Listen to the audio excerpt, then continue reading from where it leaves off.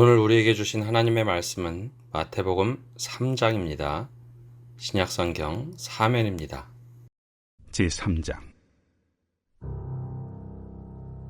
그때에 세례 요한이 이르러 유대 광야에서 전파하여 말하되, 회개하라! 천국이 가까이 왔느니라. 그는 선지자 이사야를 통하여 말씀하신 자라.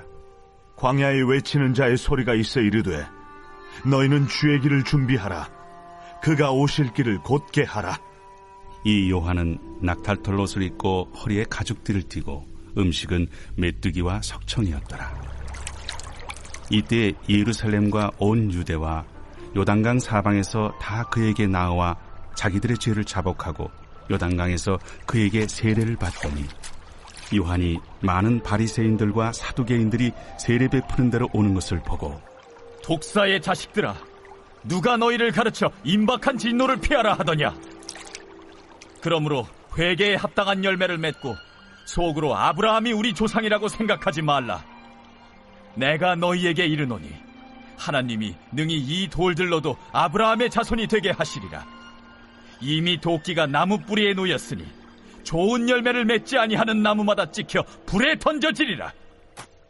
나는 너희로 회개하게 하기 위하여 물로 세례를 베풀거니와 내 뒤에 오시는 이는 나보다 능력이 많으시니 나는 그의 신을 들기도 감당하지 못하겠노라.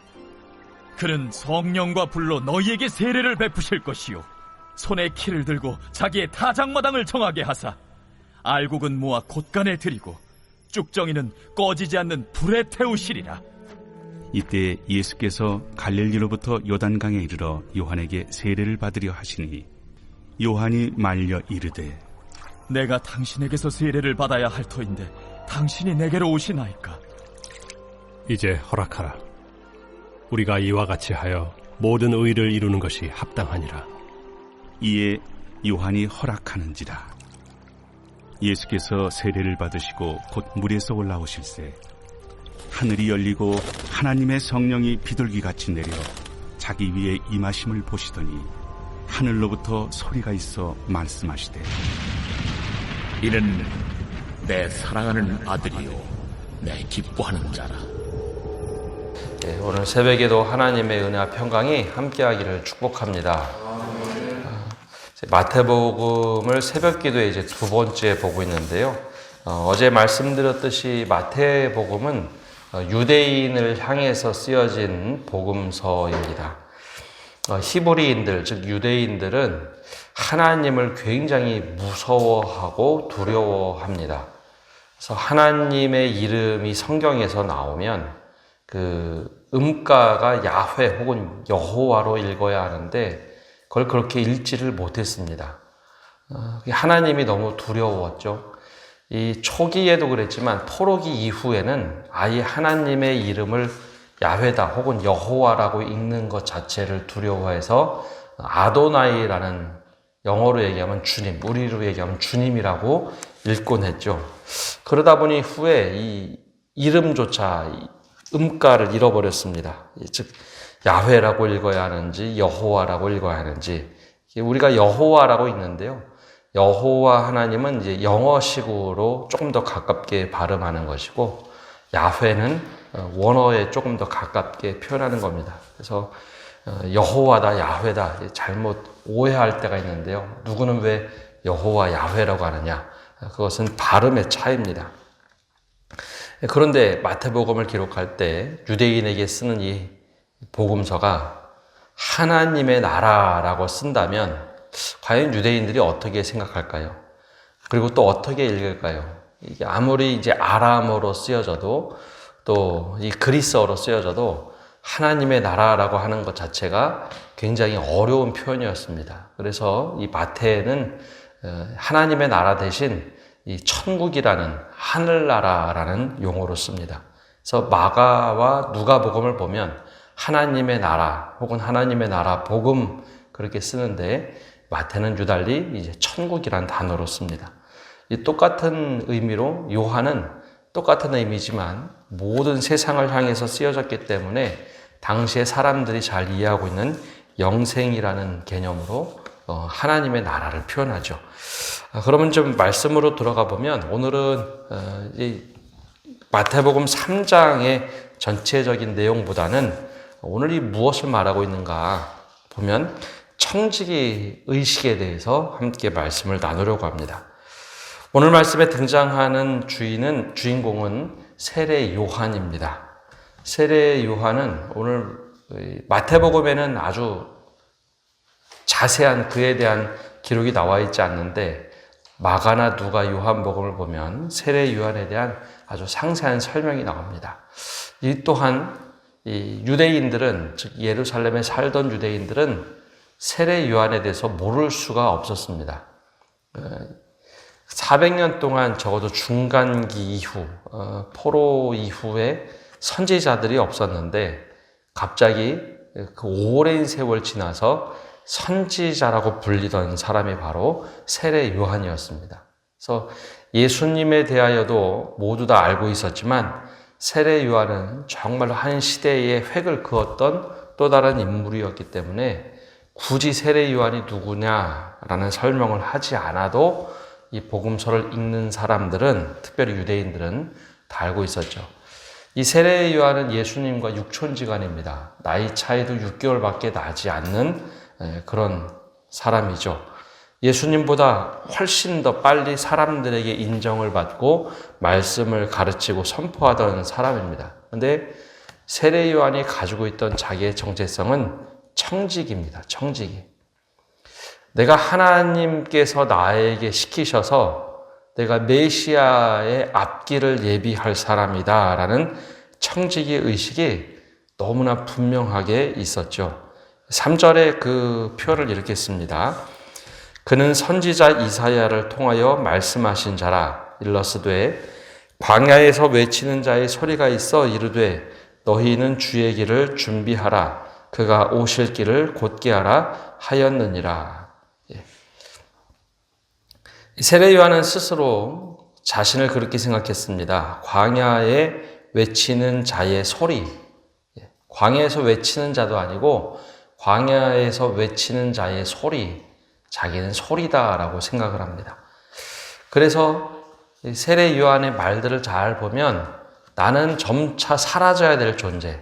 나를 기억해서는 안 되고 나는 소리로 있어서 사람들에게 들려질 뿐이고 나를 기억하는 것보다는 내 뒤에 오실 메시아가 오신다면 그것을 어떻게 드러내고 뽐내나 나는 주의 길을 준비하고 그가 오실 길을 곧게 준비하기만 하면 되는 존재. 사람이 중요한 게 아니라 소리로서 자기에 대해서 말을 합니다. 이 세례 요한이 가장 잘 보여준 것은 청지기 의식입니다. 주인 의식이 아니라 청지기 의식이죠. 현대 사회는 우리에게 주인 의식을 가지라고 합니다. 나 스스로에 대한 주인 의식, 어느 장소에거나 어느 곳이거나 주인 의식을 가져라. 근데 성경은 우리에게 주인 의식이 아니라 청지기 의식을 가져라라는 겁니다. 얼핏 보면 주인 의식이 훨씬 더 중요한 것 아닌가, 그리고 더 당당하지 않는가라고 생각할 수 있는데요. 근데 오늘 말씀에 보면 청지기로서 청지기의 역할을 한다는 것이 얼마나 중요하고 또 당당할 수 있는가를 자세하게 보여줍니다. 세례 요한이 처음 등장을 하면서 이렇게 선포를 합니다. 2절에 회개하라, 천국이 가까이 왔느니라. 예수님도 똑같이 선포하시죠. 회개하라, 천국이 가까이 왔느니라. 청지기로서, 즉 하나님께서 부르신 선지자로서 야, 너는 이걸 세상에 좀 선포해라. 그래서 제일 먼저 예수님보다 먼저 하나님의 나라가 가까이 왔으니 회개하라. 우리가 이게 돌이켜야 된다라고 하는 말씀을 하고 있습니다. 청지기라서 전혀 주눅들지 않습니다. 왜냐하면 나의 주인이 하나님이시기 때문에, 하나님이 나에게 이런 일을 시키셨기 때문에 조금도 굴하지 않고 내 주인이 시킨 대로 세례 요한은 말씀을 선포합니다. 회개하라, 천국이 가까이 왔느니라. 그런데 그 진정성이 들리자 수많은 사람들이 그에게로 와서 배우려고 하고 세례를 받으려고 하죠. 청지기이기 때문에 그가 먹는 것, 입는 것 별로 관심을 두지 않았습니다. 당시에 4절과 5절에 4절에 보면 그가 낙타 털 옷을 입고 허리에 가죽들을 띠고 음식은 메뚜기와 석청을 먹습니다. 근데 어느 누구도 그가 왜 그런 음식 먹어? 그렇게 말을 하는 사람이 없습니다. 세례 요한 스스로도 먹는 것에 관심 없고 입는 것에 관심 없습니다.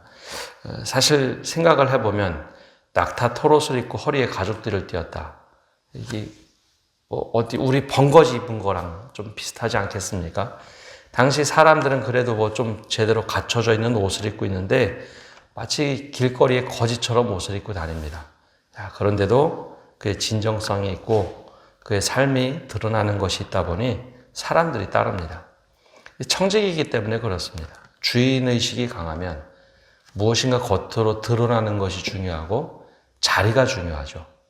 남들에게 보여지는 것이 중요하다고 생각하는데 청직이었기 때문에 그리고 전혀 중요하지 않게 생각을 합니다. 그런데도 사람들에게 하나님의 사람이라고 존중을 받죠. 세례 요한이 했던 말을 보면 당시에도 아마 이 복음서를 읽었던 유대인들은 야, 세례 요한이 그런 말을 했지라고 회상을 했을 겁니다. 사람들에게 이렇게 회개하라, 천국이 가까이 왔느니라. 그럼 회개의 징표가 본인들에게는 할례였는데 할례라는 것이 몸에 새겨진 증표지만 유대인들 스스로 생각합니다. 야, 우리가 돌이키려면 어떻게 할까? 그때 세례 요한이 세례를 주죠. 요단강에서 세례를 줄 때 수많은 사람들이 스스로 자복합니다. 자복한다는 것 자체가 회개죠. 자기가 갔던 일을 돌이키기 위해서 하나의 상징적인 새로운 양식이 세례였습니다. 그럴 때 요한이 이렇게 독한 말을 합니다. 7절에 보면 요한이 많은 바리새인들과 사두개인들이 세례 베푸는 대로 오는 것을 보고 이르되 독사의 자식들아 누가 너희를 가르쳐 임박한 진노를 피하라 하더냐.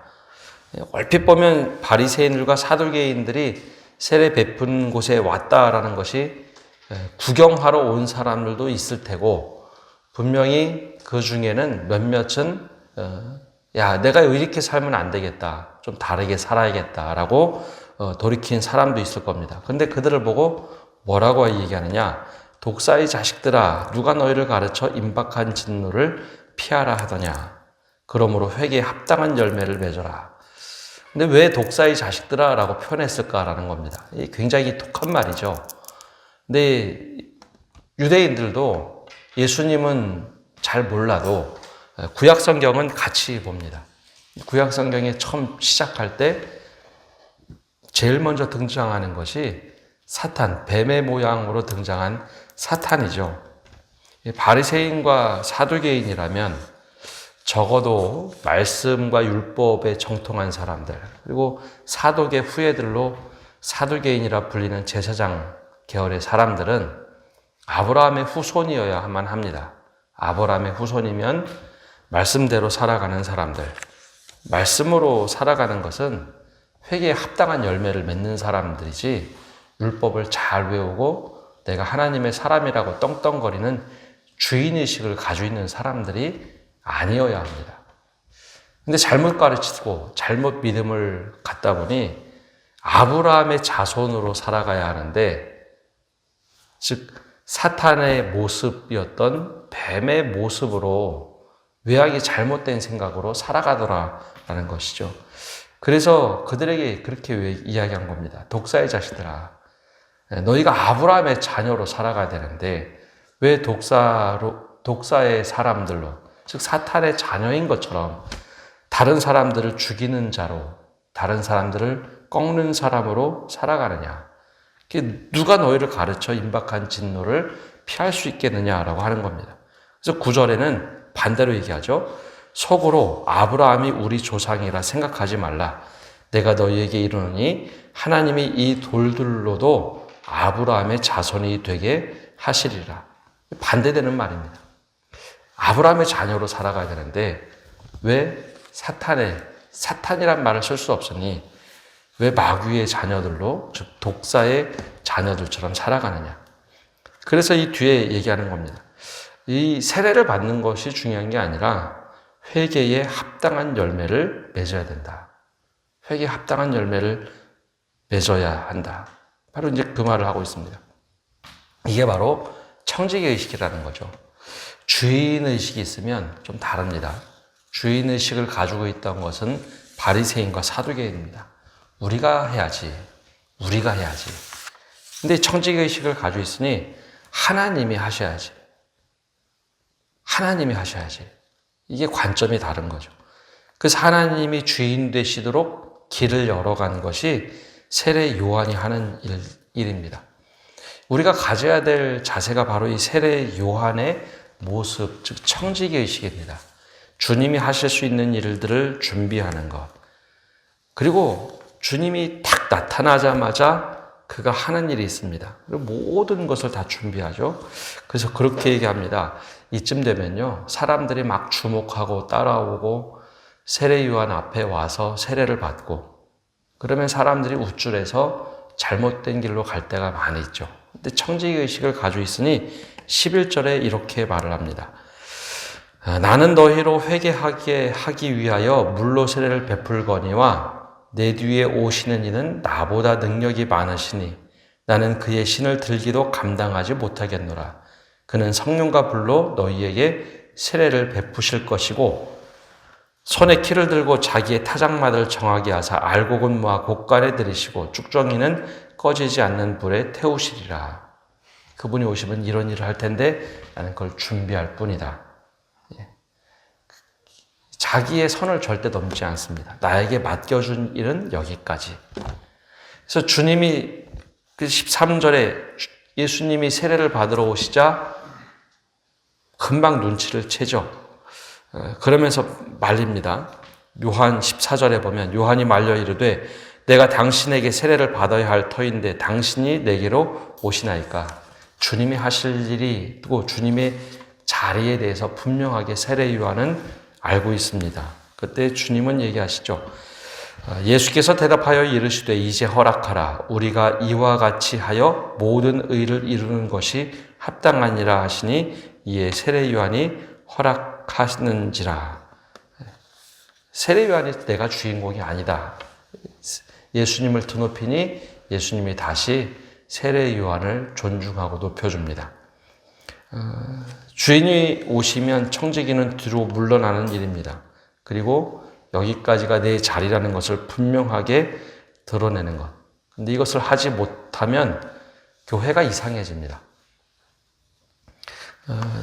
최근 우리 교단에 한 5년, 6년 정도 굉장히 큰 내용을 알았는데 그 중에 하나가 세습의 문제였습니다. 목회자의 세습만 우리가 사실 이야기하지만 교인의, 장로의 세습도 큰 문제입니다. 교회는 하나님의 교회지 사람의 교회가 아닙니다. 사람의 교회가 되면 하나님이 치시죠. 교회는 철저하게 하나님의 교회라는 것, 그게 바로 청지기 의식입니다. 그래서 내가 해야 할 일이 있고 내가 물러나야 할 때가 있고 내가 하나님의 일이 드러나도록 하지 않으면 하나님께서 진노하십니다. 그것이 바로 하나님의 교회이기 때문입니다. 세례 요한이 이걸 오늘 말씀에서 너무나 잘 보여줍니다.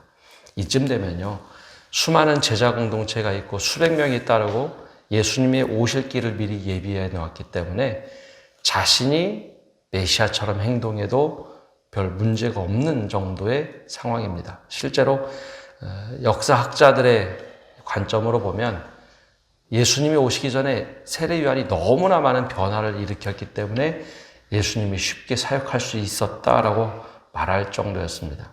수백 년 만에 선지자가 나타났다. 세례 요한이 엄청나게 주목받고 많은 사람들이 제자로 나섰던 상황. 그런데 세례 요한은 자신이 언제 물러나야 될지, 오히려 더 나아가서 그분의 신을 내가 들기에도 감당할 수 없는 분이 뒤에 오시니 나는 여기까지.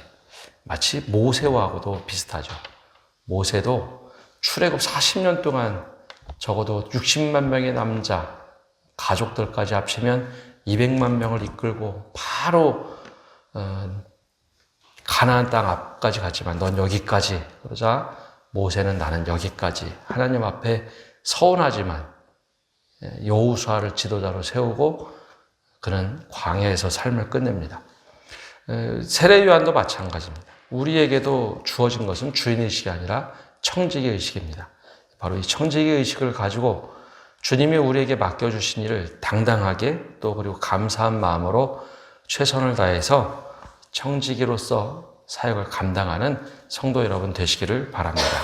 기도하겠습니다. 하나님, 오늘도 저희가 주님 앞에 나와 기도하며 나갑니다. 우리에게 본을 보여주었던 이 세례 요한의 모습, 바로 이 청지기 의식이 우리의 믿음의 표현이 되게 하시고 믿음의 역할, 또 믿음의 본 모습이 되게 하여 주옵소서. 주님이 오실 길을 예배하고 주님이 일하실 것들을 우리가 미리 준비하되 주님이 하실 때는 우리가 뒤로 빠질 줄 알고 멈춰 설 줄 아는 저희가 되게 하시고, 주님께서 일하시는 모습 속에 우리가 철저하게 청지기로 섬길 때 바로 주님이 나를 존중히 여겨주신다는 것 깨닫게 하여 주옵소서. 이스라엘 백성들, 특별히 바리새인과 사두개인들에게 아브라함의 자녀로 살아가야지 어찌하여 독사의 자녀로 살아가느냐라고 했던 그 세례 요한의 외침이 다시 한번 우리에게 들릴 때 우리가 바른 주님의 자녀로 바르게 살아갈 수 있도록 은혜 내려 주옵소서.